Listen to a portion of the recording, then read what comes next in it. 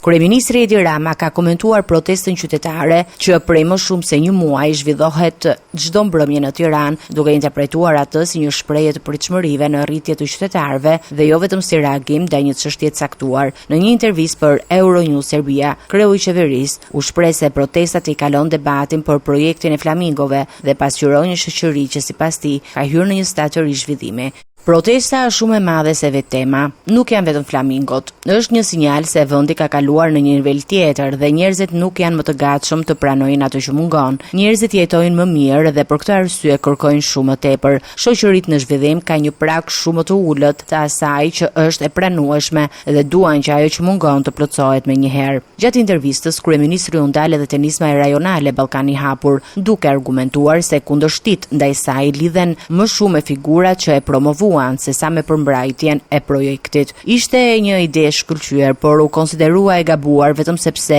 pas asaj isha unë dhe Vučić. Po të ishin emra të tjerë, do të shihej krejt ndryshe. Në fund, kreu i qeverisë foli edhe për marrëdhëniet me Serbinë, duke e cilësuar presidentin Aleksandar Vučić si një partner të vështirë në procesin e negociatave, por duke nënvizuar rëndësinë e dialogut dhe bashkëpunimin rajonal.